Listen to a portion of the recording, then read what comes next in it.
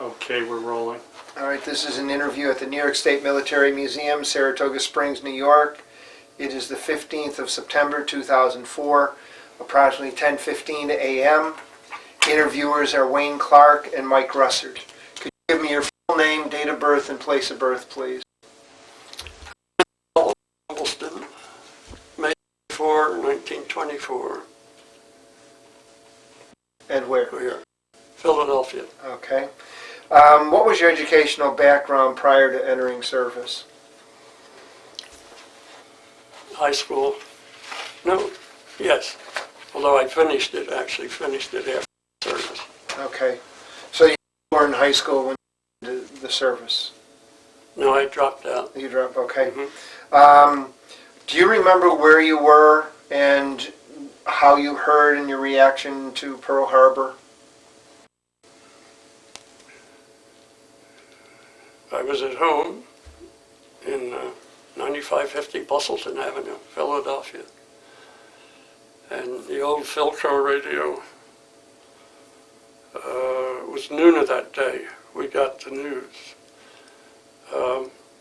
And it happened that Sunday morning, Father had a seminarian from Crozer Seminary in Chester.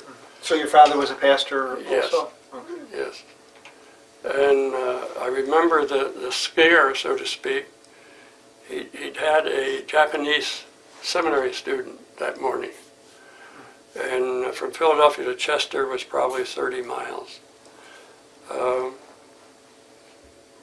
Father had to search high and low for a deacon or somebody that would drive him back to Chester because they were afraid if he got on the trolley and the subway and so forth, there would be some dangers.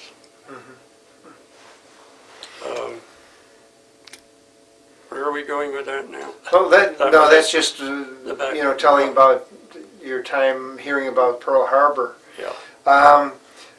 Were you drafted or did you enlist? I enlisted. Okay. How old were you at the time? 18. Okay. And I wanted to enlist in the Marines, but I was too thin for my heights and had fewer teeth than you're supposed to have at 18. And so I ended up in the Armored Corps. Okay. Where did you go for your basic training? Camp Polk, Louisiana. Now, was this your first time away from home? Yes. Did you feel homesick at all, or? No. No? I went in a hawk and came out a dove. Took 3 years. When did you go into service? Do you recall? 1943. Okay. What was your training like at Camp Polk? Oh, first on small vehicles. So you immediately went into the armor? Yes. Okay. I went to Indian Town Gap first, and then from there to Camp Polk. And I remember you couldn't be over 5'9" if you're in a Sherman tank. And I was 6'4" at the time. But they were desperate. In fact, the gunner was 6'5", which means in a Sherman tank, you're sort of like this, peering. In fact, I always attribute the backaches I've had to those 3 years. But I never tried to apply for it. Now you trained on Shermans? Yes. Light tank and Shermans. What kind of training did you receive, for example? Could you go into a little detail? Well, the mechanics of it, at the time the Sherman had a radial engine, which was very not good for the terrain you're in and so forth. Was that an aircraft engine it had? Yes. So Red Continental 9-cylinder. was it air-cooled or water-cooled? Do you remember? It must have been air. Okay. they did finally get a 500 V8 from Ford, which really was needed. With a Continental engine, you have to crank it up every time you're starting from cold, or you take the shortcut of hitting your starter button like that so that the oil gets distributed and you don't get a hydrolock, whatever they called it. Okay. Yeah, the radial engine wasn't good for the Shermans. I don't know how soon Europe got it, the Ford built a V8 that was much more capable. Now, when did your tanks receive that engine? And you were in the Pacific, Yes, when we were going to invade Japan. so you got it very late in the war then. Yeah. Now, what kind of problems did you have with the Continental engine while you were? I know we're getting ahead a little bit, but did you have a lot of problems with it? I would say yes. I remember the maintenance sergeant was Howard Steele, and he was always working overtime. Because sometimes the drivers wouldn't crank it, and we'd take a chance, and and that wasn't good. Engineering-wise, I don't know where whoever came from that thought a radial engine would be good for an armored vehicle. I think it gave us like 320 horsepower, but with a tank, you're slow and you're very rough riding. And so when we got the V8, Ford V8, we were in Nirvana. And then we were told why we got him. We were to invade some bay, and infantry battalion, engineer battalion, and a tank platoon. And if we held this particular beach for 3 days, then we'd get support. So it's a pretty, I don't want to say a suicide mission, but it was pretty insane, scary. Okay. Now, when did you end up going overseas? Let's see, I went in March of 43. We were at Polk a year, I believe. And in that period, the Armored Force Headquarters, what do you call it?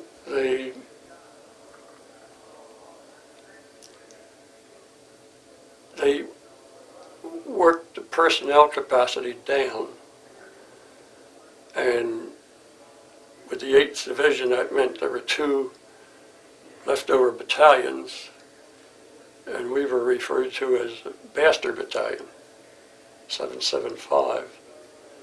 And so then we went from Shreveport, Louisiana to Camp Stoneman in the Frisco area. So you went overseas as a unit? Battalion. Your battalion, okay. How did you go over, in a single ship, or did you go in convoy? Single. Foshfontein. It was a Dutch freighter. And it housed the battalion, equipment, personnel. So all your vehicles were on the same ship. How long did it take you? Where was your destination? Buna Bay, New Guinea. Okay, so you went directly from the States to New Guinea. Yeah. How long But that was only for jungle training. Then we joined a convoy and went up to Lingayen Gulf in Luzon, Philippines. I want to go back to New Guinea. How long were you there for jungle training?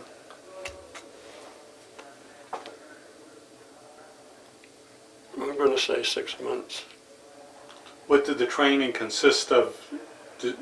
Were you operating your tanks in a jungle environment, or was it like a survival type environment? Survival. So the tanks were not off the ship. Okay. In fact, they were transferred to LST. Mm-hmm. I think an LST could carry a company of tanks, which would be about 18. Okay, so then you went on to the Philippines? Yes. Could you tell us about that, please?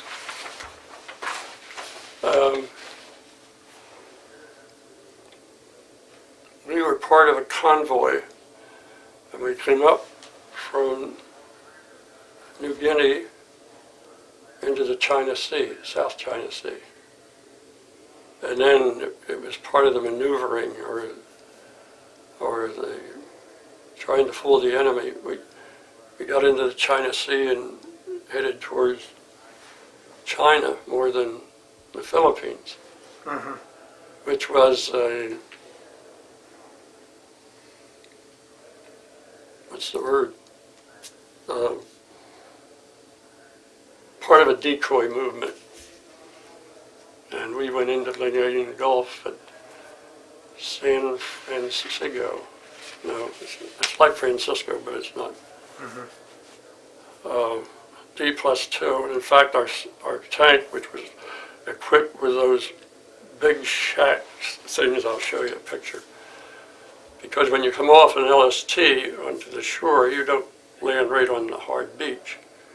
You're in some water, and we even had equipment for the exhaust to be exited probably 3 feet above the tank, and so it wouldn't stall. However, we did stall, but it was, minor thing. More about the invasion. We were under gunfire. As in Germany, the small mountains that were not far from the beach, the Japanese had dug that V kind of tunnel on a railroad car. And the biggest thing they had, I guess they bought or borrowed from Germany, was the 88. And that could penetrate us with a direct hit. The Japanese didn't have anything more than a 37 millimeter, so that couldn't penetrate 3 inches of the Sherman. So in that sense, we had it easy, but they were constantly retreating. We went on up to Baguio, which is the summer capital, and was a mountain road, and when we were training in Poke, they said, tanks never fight in the mountains, never. That's all we did. From Francigo to Baguio, which is the summer capital, and which was a very, very beautiful city. And by the time we got there and did our thing, it was leveled. Then we went on up into the Cagayan Valley because Yamasuta, or whatever that admiral's name was drawing all his troops he could up through the Cagayan Valley to the north end of Luzon. And I think he had a battleship. And part of our job after Baguio was to go up the Cagayan Valley and try and trap him or sink him or whatever. He was just a little ahead of us. On the way to Baguio, we were mainly on a mountain road, and the main thing we encountered was snipers, or the Japanese soldier that would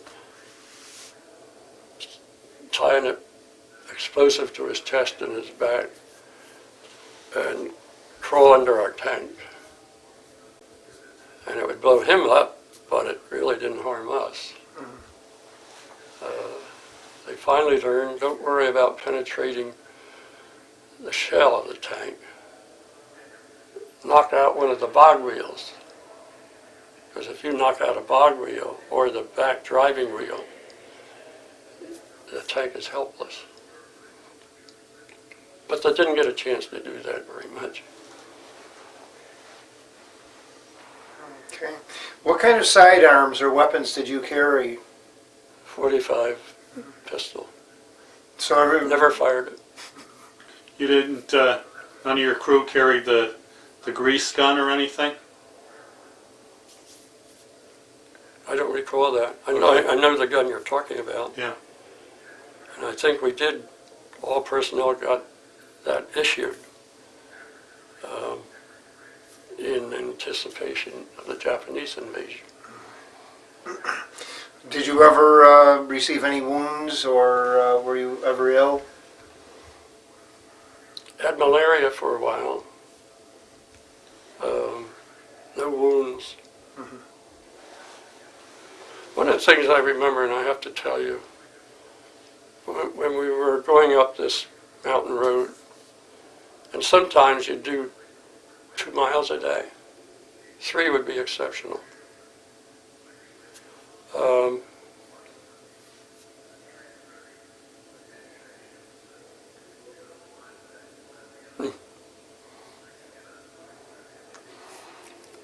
I remember this hairpin turn, this mountain road, and this mountain road was, you know, we had maybe 2 feet to spare. And it wasn't concrete and it wasn't rocked, you know, and so one of the things we would do when our infantry was injured or later died,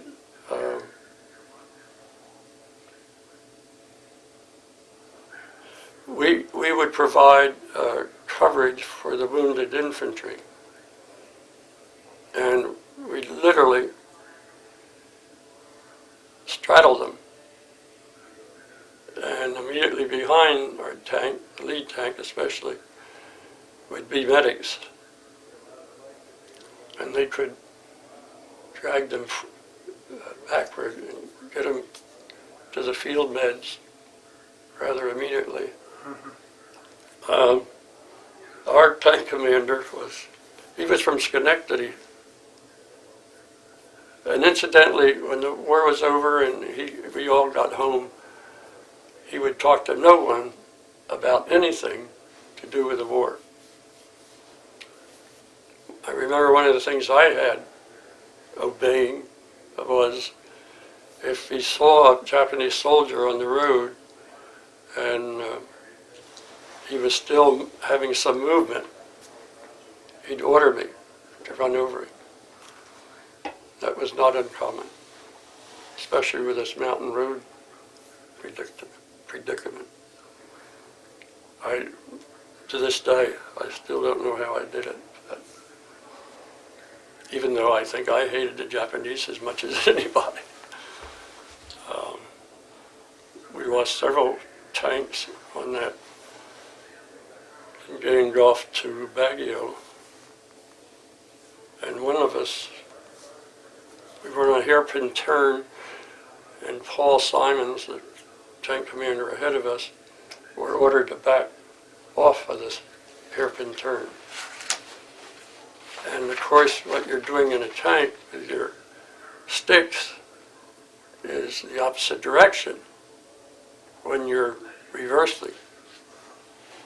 And he commanded his driver the wrong one, and they went over. I think it was like 400 feet. It was 3 or 4 days before we could get the bodies out of the tank because of the snipers were just waiting for somebody to come get them. Mm-hmm. So those infantry Japanese in retreating were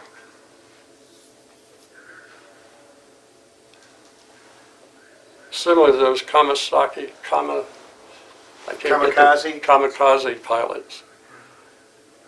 You know, it was a suicide mission. And some of these infantry people were in the same way. because they'd been ordered to get out of there, but anytime you can kill an American or wound somebody, you did it. Or they tried it. Now you mentioned that your company commanding officer was someone that you thought very highly of, Captain Andrews. What was his first name? I've got it here. I guess I might as well look.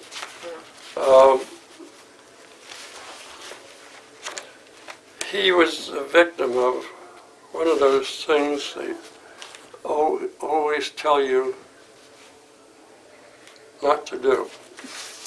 And that is go up to a Japanese tank and open the hatch to see if anybody's in there. And he did that when we were up in the Indian Gulf, and the soldier was just waiting there with his gun, you know. He couldn't escape.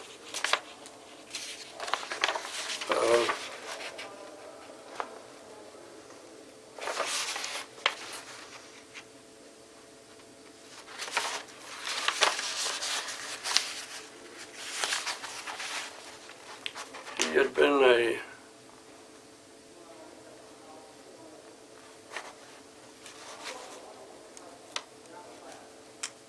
Well, I'm that's... sorry.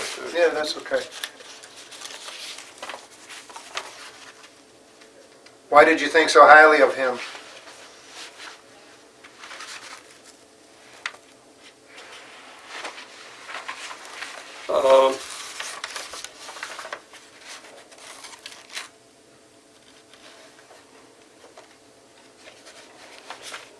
Well, for one thing, he was a man of compassion, and would always say, you know, don't stick your neck out.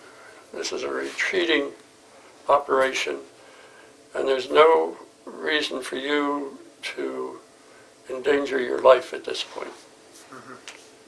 And he had compassion. He'd been a school principal, I think, in Columbus, Ohio. And yet he was a military man. Now, our particular tank sergeant, Anthony Callantone, who is originally from Schenectady,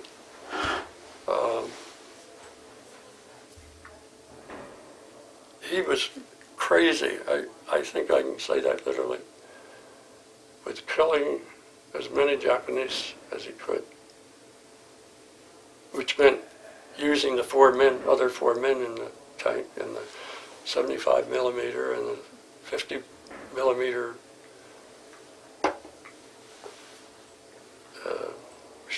Machine gun. And we had a 30 millimeter next to the cannon.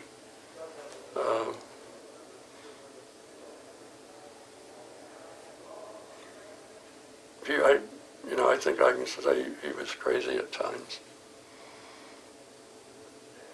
And the fact he would speak to no one, except maybe his wife, I don't know. I talked to her twice after we had moved back into New York, because I'd never contacted him. I did get in touch with our assistant gunner who lived over we're near Whitehall. But it's not Whitehall, it doesn't matter. I did contact him, found him in a bar, and working for the county, cleanup trucks. He'd become an alcoholic. Wife and children left him, that sort of thing.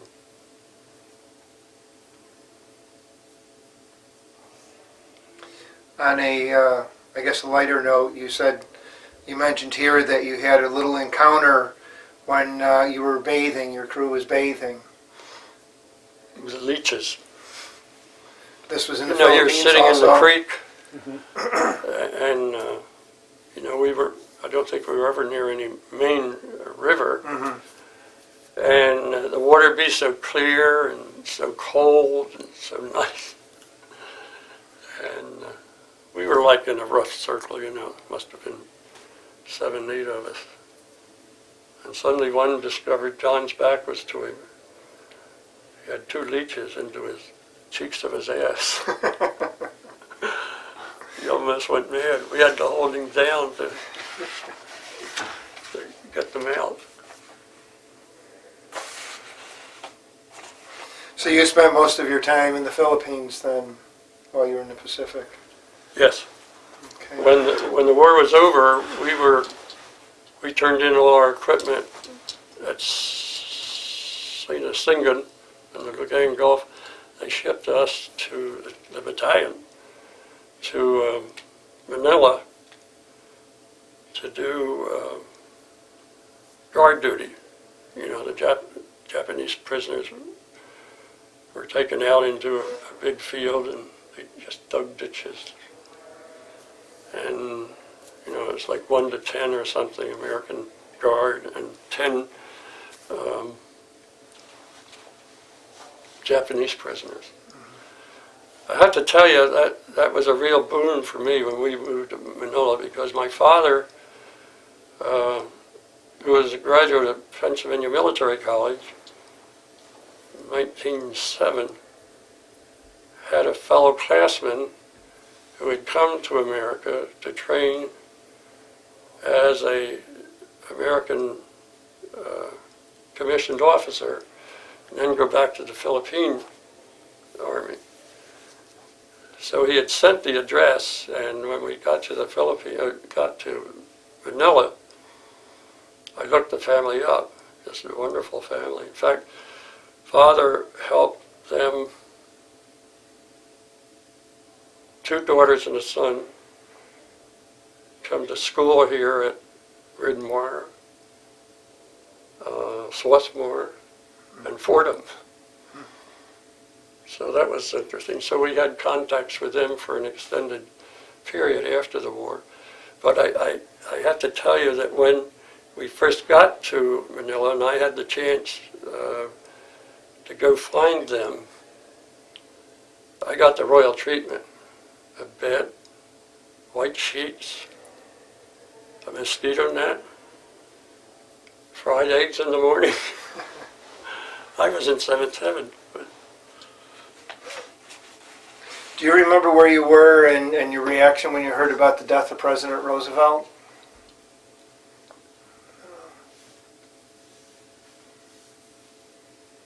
Was that in 41? No, 45. 45. No. Yeah, I think we had gotten on our LSD in New Guinea, and we're going up to join what do they call them, a number of ships? Convoy. Convoy. Do you remember where you were and your reaction when you heard about the dropping the atomic bombs? Yes.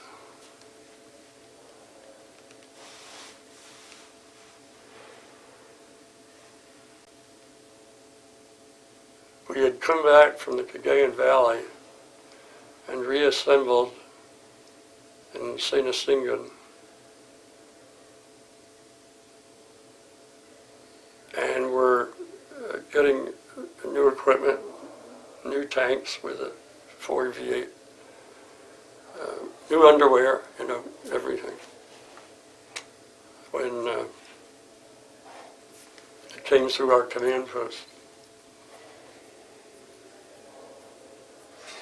I think probably half of us got drunk on Basi wine. Basi was a tree in the Philippines, and it could produce a lot of wine. You and I would not call it very, very tasteful. I don't know whether they couldn't or wouldn't sweeten it or just what, but I think probably half of us were drunk that night. And none of the officers showed up. because they would have had to arrest us or something. Now, when did you return back to the States? That was interesting. We left Manila Harbor on a Navy passenger ship. And incidentally, the Navy cooks were really devious. They would give you a half gallon of vanilla ice cream for $10. $10. And we went right to Frisco and then up to an Air Force base. I can't remember the name of it. And tar-covered barracks, the basics. And when you got up in the morning, you went to the board, which was at the command post, a big bulletin board. If your name was on it, that meant you were going out that day. If it wasn't, sometimes we'd hitchhike to Sacramento, just, you know, meet women, drink. Incidentally, my father was such a problem drinker when he was 18 years old, they put him in military school. He was not involved in World War I, but he did serve in some kind of auxiliary unit, you know, at home. So we came home to Frisco. We went up to Fort McNeil, or Air Force Base, and as I said, if our name wasn't on the list, you were free till the next morning. And then the day came, and I remember it was a DC-3, furnished. I use that word with a question mark, with parachuters, you know. So it was just a bench down each side, you know, cut out for your rear end. And we got on the plane. I don't know how many of us there were, maybe 50. And then the guys, the airport guys, threw this immense pile of blankets on. And then these cartons of bag lunches. And I can remember the sergeant that saw that we had all the lunches and all the blankets and so forth. He said, "I hope you make it home if you don't freeze to death." We put down in Chicago. It was snowing like hell, to refuel, and we ended up in Newark Airport. I took a bus to the Greyhound station. That's where you were discharged? Yeah. And when was that? In January of '45. Must have been 46. Yes. Yes. Yes. Okay. All right. Now, did you join any veterans organizations at all? No. I didn't have anything against them. I just wanted to separate myself as much as possible. I think I already said I went in a hawk and came out a dove. Mm-hmm. So I didn't join any vet situation. You never have? Never have. Mm-hmm. Thought about it many times. Mm-hmm. Did you make use of the GI Bill at all? Yes.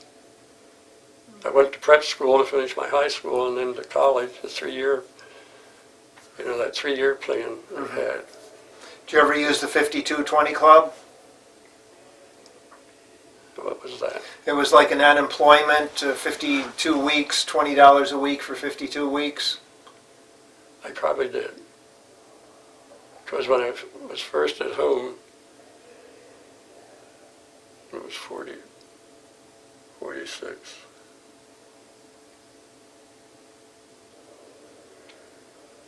I think I, you know, jumped around. Mm-hmm. Truck delivery, cab driver. then I went to school on the GI Bill. I know you said you did stay in contact, or you made contact later with some that served with you? Yes. Not many, but 2 from the tank crew, and 1 who we were close friends, even though we weren't in the same tank. We mostly worked and drank on weekends, sort of thing. Did you ever see any USO shows at all while you were?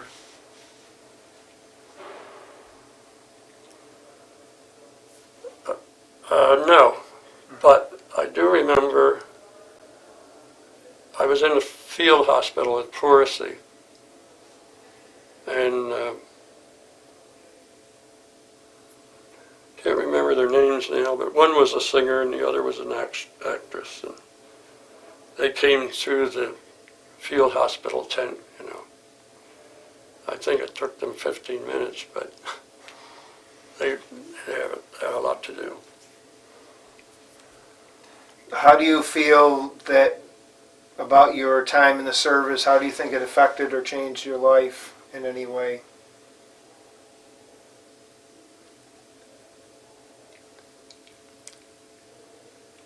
Excuse me, but I'm getting dry mouth. Doesn't matter. It's medication I take.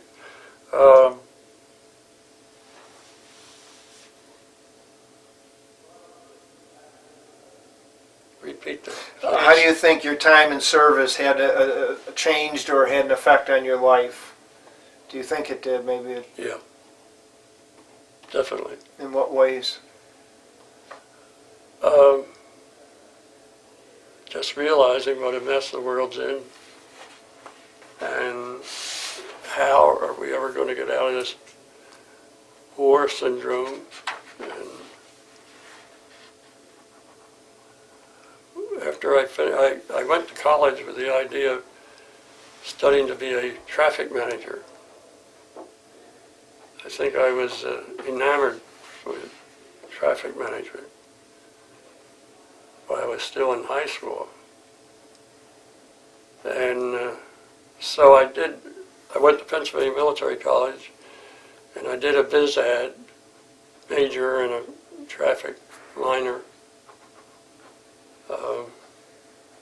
And I really tried to get into the system. I remember worked with Hires Root Beer, first of all.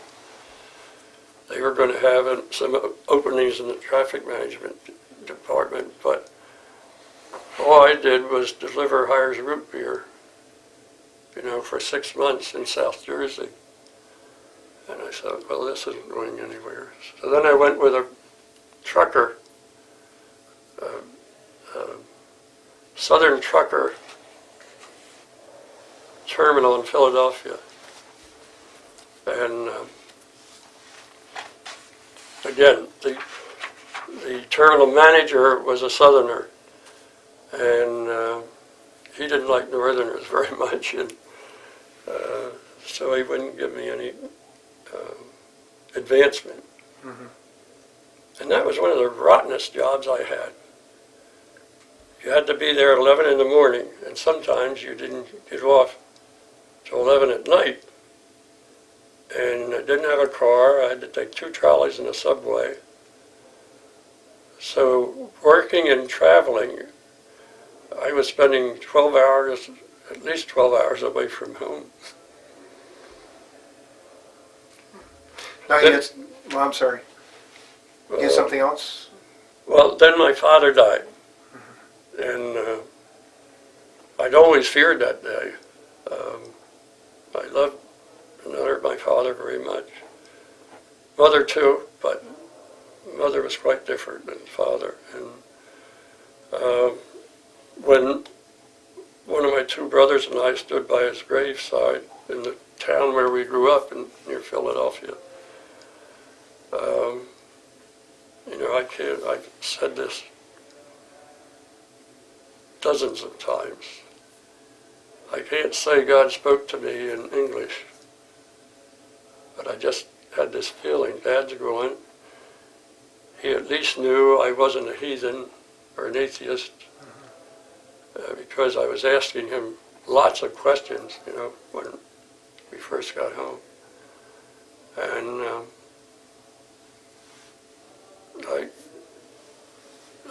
coming away from that, I said to myself, I can't go on like this. This is insane. And I went into the ministry. Always said I'd never be a minister. That happens to lots of us, I guess.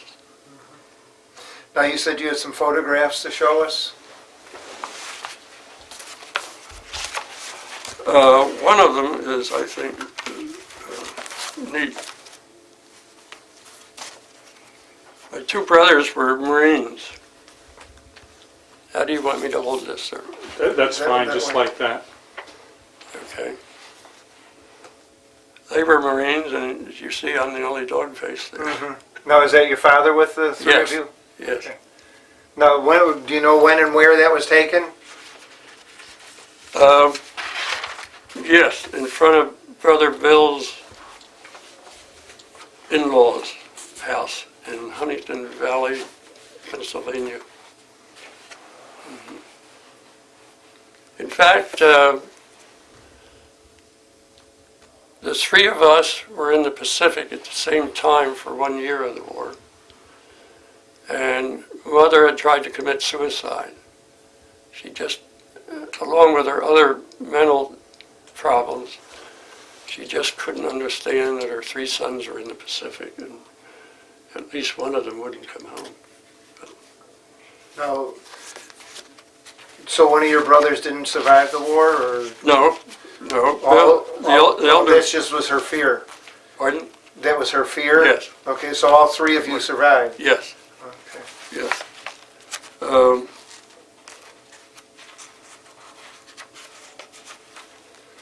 Now, who is this a photograph of? This is David, the middle brother. Uh-huh. He was in the Marine Air. Bill was in the 5th Marine Division. And his injury was, That's your brother Dave? yes.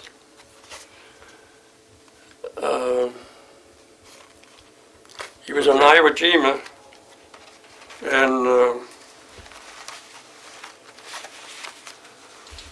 the colonel had been wounded seriously, so now he was in charge. And he and his junior officers were looking at a map of the next quadrant or whatever. And he had his,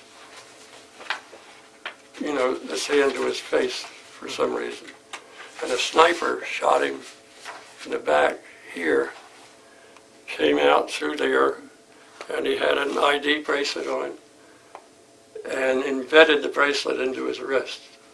So he had, I don't know how many different operations before he could actually use the wrist.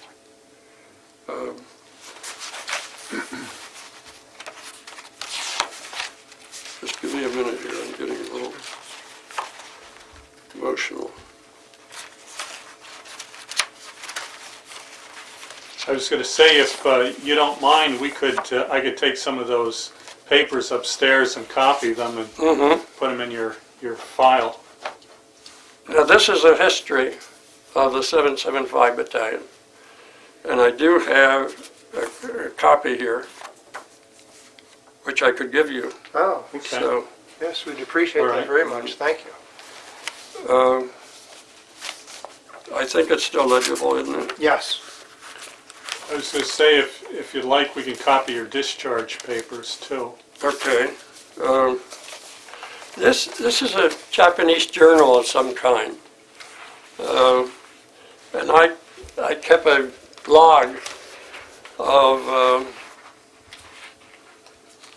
each of the tanks and who was in them and where we were, and you're welcome to have these. Well, we'll just make copies. You probably should keep those, or your family, All I'm right. sure, would want to hang on to them.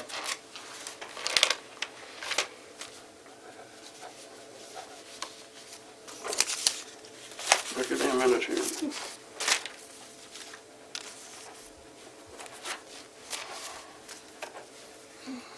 Now here's a picture of, loading 75 millimeter shells into our tank, and this guy's smoking. Can you hold that up in front of us? I don't know if you, Yes, Yeah, I focus on can that. focus in on that, yeah. Okay, got it. these others aren't of particular, oh, here's one, If you hold it yeah, toward yeah. Put it back a little farther. This is when we were being equipped with waterproofing, so as to land on the beach and not cover the exhaust and air. Okay. Now, I don't know whether this is worth, let me show it to him first. That's how you'd set your, when you were not in battle and you were in those pyramid tents and you got scraps of wood and pictures of girls, and slapped it on. And, but I don't know if you can, it's hard to make it out. yeah, it's not a good picture. Where are we here? But what do you see? Okay, well, I got it anyway. Did you get the one of the tank equipped with? Yes. Yes. Now these you can copy or whatever you want to do. This is a Japanese kind of journal paper, I guess. And for a while,